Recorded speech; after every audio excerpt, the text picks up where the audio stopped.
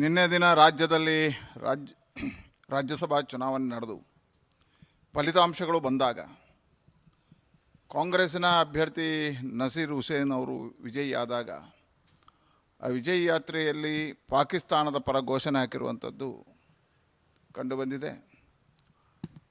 ಇವತ್ತು ಆ ಪಾಕಿಸ್ತಾನದ ಪರವಾಗಿ ಘೋಷಣೆ ಹಾಕಿರ್ತಕ್ಕಂಥವರ ಬಂಧನ ಆಗಿಲ್ಲ.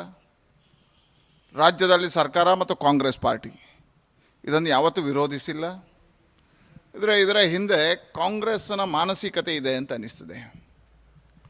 ಕಳೆದ ಬಾರಿ ಕರ್ನಾಟಕದಲ್ಲಿ ಕಾಂಗ್ರೆಸ್ ಸರ್ಕಾರ ಬಂದಿರತಕ್ಕಂಥ ಸಂದರ್ಭದಲ್ಲಿ ಬೆಳಗಾಂ ಮತ್ತು ಉತ್ತರ ಕನ್ನಡದಲ್ಲಿ ಮೆರವಣಿಗೆಗಳು ನಡೆಯುವಂಥ ಸಂದರ್ಭದಲ್ಲಿ ಪಾಕಿಸ್ತಾನದ ಧ್ವಜ ಹಿಡಿದಿರುವಂಥದ್ದು, ಪಾಕಿಸ್ತಾನದ ಪರ ಘೋಷಣೆ ಹಾಕಿರುವಂಥದ್ದು, ಭಾರತದ ವಿರೋಧಿ ಘೋಷಣೆ ಹಾಕಿರುವಂಥವರನ್ನೇ ಬಂಧನ ಮಾಡಲಿಕ್ಕೆ ಈ ಸರ್ಕಾರದಿಂದ ಆಗಲಿಲ್ಲ. ಆದರೆ ಇವತ್ತು ಒಂದು ತುಷ್ಟೀಕರಣದ ರಾಜಕಾರಣದಿಂದಾಗಿ ಈ ರೀತಿಯ ರಾಷ್ಟ್ರ ವಿರೋಧಿ ಕೃತ್ಯವನ್ನು ಮಾಡುವಂಥವರನ್ನು ಬೆಂಬಲಿಸುವಂಥ ಸರ್ಕಾರ ಇವತ್ತು ಕರ್ನಾಟಕದಲ್ಲಿದೆ. ಹಾಗಾಗಿ ಕಾಂಗ್ರೆಸ್ ಇವತ್ತು ಭಯೋತ್ಪಾದಕರ ಪರವಾಗಿರ್ತಕ್ಕಂಥ ಪಾರ್ಟಿ ಅನ್ನುವಂಥದ್ದು ಸ್ಪಷ್ಟ ಇದೆ.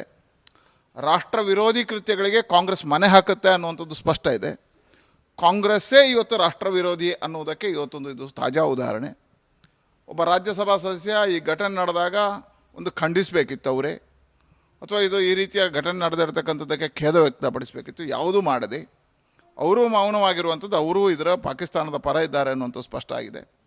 ಅದಕ್ಕೋಸ್ಕರ ಯಾರು ಪಾಕಿಸ್ತಾನದ ಪರ ಘೋಷಣೆ ಹಾಕಿದಾರೋ ಅವರನ್ನು ತತ್ಕ್ಷಣ ಬಂಧಿಸಬೇಕು, ಅವರನ್ನು ಜೈಲಿಗಟ್ಟಬೇಕು.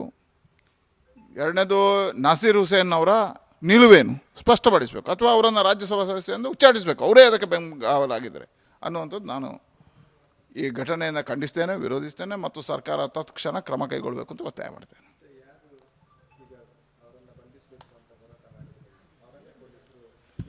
ಇವತ್ತು ಈ ರಾಜ್ಯದಲ್ಲಿ ಕಾನೂನು ಸುವ್ಯವಸ್ಥೆ ಎಷ್ಟು ಹದಗೆಟ್ಟಿದೆ ಹೇಳಿದರೆ ಇವರೆಲ್ಲ ಕಾರಣಕ್ಕೋಸ್ಕರ. ಕಳೆದ 6-7 ತಿಂಗಳಲ್ಲಿ ಈ ರಾಜ್ಯದಲ್ಲಿ ಯಾರು ರಾಷ್ಟ್ರಭಕ್ತ ಪರವಾಗಿ, ತಾಯಿ ಭಾರತೀಯ ಪರವಾಗಿ ಕೆಲಸವನ್ನು ಮಾಡ್ತಾರ ಅಂಥವ್ರ ಮೇಲೆ ಕೇಸ್ ಹಾಕುವಂಥದ್ದು, ಅವರನ್ನು ಜೈಲಿಗಟ್ಟುವಂಥದ್ದು, ಯಾರು ಸಾಮಾಜಿಕ ಜಾಲತಾಣಗಳಲ್ಲಿ ಮಾಧ್ಯಮಗಳ ಮುಖಾಂತರವಾಗಿ ಇವರನ್ನು ಕಾರ್ಯವನ್ನು ಖಂಡಿಸ್ತಾರೆ ಅವರಿಗೆ ಕೇಸ್ ಹಾಕುವಂಥ ಕೆಲಸವನ್ನು ಈ ಸರ್ಕಾರ ಮಾಡ್ತಾಯಿದೆ. ರಾಷ್ಟ್ರ ವಿರೋಧಿಗಳು ಮೆರಿತಾ ಇದ್ದಾರೆ ಈ ರಾಜ್ಯದಲ್ಲಿ. ಅವ್ರ ಮೇಲೆ ಬಂಧನ ಮಾಡುವಂಥ, ಅವ್ರ ಮೇಲೆ ಕೇಸ್ ಹಾಕುವಂಥ ತಾಕತ್ತು ಈ ಸರ್ಕಾರಕ್ಕಿಲ್ಲ. ನಿನ್ನೆ ದಿನ ನಡೆದಿರುವಂಥ ಘಟನೆಯಲ್ಲೂ ಅದೇ ಆಗಿದೆ. ಇವತ್ತು ಅದನ್ನು ವಿರೋಧಿಸಿದವರಿಗೆ ಕೇಸ್ ಹಾಕುವಂಥ, ಅವ್ರನ್ನ ಜೈಲಿಗೆ ಕಟ್ಟುವಂಥ ಕೆಲಸವನ್ನು ಮಾಡ್ತದೆ. ಹಾಗಾಗಿ ಕಾಂಗ್ರೆಸ್ ರಾಷ್ಟ್ರ ವಿರೋಧಿ ಅನ್ನುವಂಥ ಸ್ಪಷ್ಟ ಅನಿಸಿದೆ.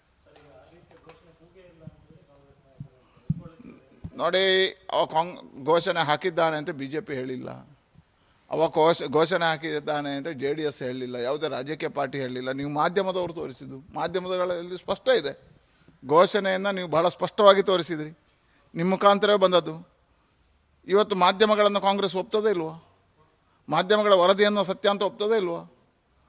ಒಪ್ತದೆ ಅಂತಾದರೆ ಇದನ್ನು ಒಪ್ಪಬೇಕಲ್ಲ. ಭಾರತೀಯ ಜನತಾ ಪಾರ್ಟಿ ಹೇಳಲಿಲ್ಲ, JDS ಹೇಳಲಿಲ್ಲ, ಮಾಧ್ಯಮಗಳ ಮುಖಾಂತರ ಇವತ್ತು ಬಹಿರಂಗ ಆಗಿದೆ, ಜನ ನೋಡ್ತಾ ಇದ್ದಾರೆ. ಹಾಗಾಗಿ ಹೇಳಿದೆ, ಇವತ್ತು ಕಾಂಗ್ರೆಸ್ನ ಮಾನಸಿಕತೆ ಭಾರತ ವಿರೋಧಿಯಾಗಿದೆ, ರಾಷ್ಟ್ರ ವಿರೋಧಿಯಾಗಿದೆ. ಇವತ್ತು ಪಾಕಿಸ್ತಾನದ ಪರ ಘೋಷಣೆ ಹಾಕುವಂಥವರ ಪರವಾಗಿದೆ.